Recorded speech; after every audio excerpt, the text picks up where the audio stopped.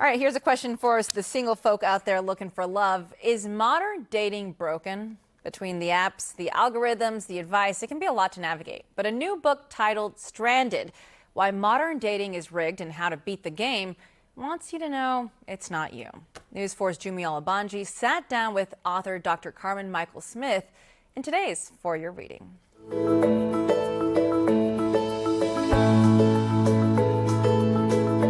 Thank you for coming in. Thank you for having me. Yes, okay, so the modern dating, I hear from like friends, family, people, they say the scene is hard. I feel like I talk to friends, and it feels like the apps are the place to be. So how is it rigged, so to speak? Because it's designed to keep people searching. Searching is the product.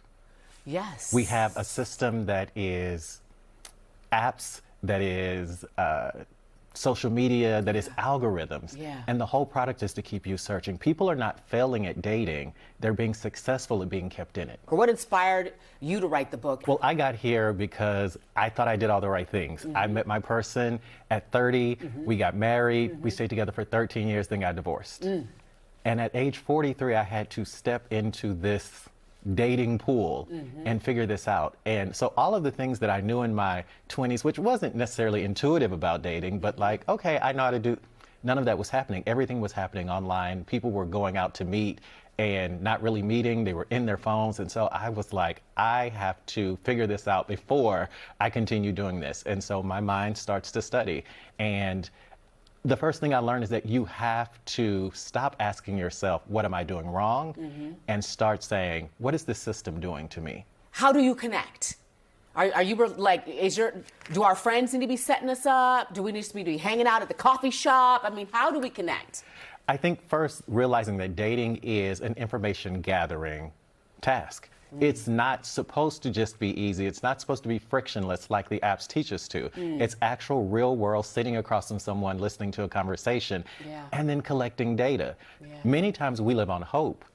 You know, not that the person might be, but what the relationship might be. We start to see ourselves 10 years down the road, having conversations about our house and our future. And so what we should be doing is just gathering information in the beginning. That's why I talk about maroon dating, taking this in stages.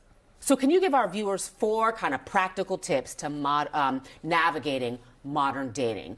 Well, one, see the system for what it is. Yes. You're on a broken treadmill. You're in the system of modern dating that is designed to keep you searching. So 2, once you see it, step out of that. Choose whether to stay or whether to go. Clarity is consent. Once you have clarity about what this is and who this person is and what you're doing, you either can say, I want to be in this, or I don't. You have that choice, which is why I call it maroon dating. Third, once you choose, then you can go through stages. Maybe, as they would say, go back to the old way of dating. Not necessarily, but look, there's talking, there's dating, there's relationship, and then there's partnership. And fourth, realize that this is modern dating. Traditional dating, the goal was marriage. That's because we had smaller communities, church, and so people got together, stayed together, and leaving had a stigma to it.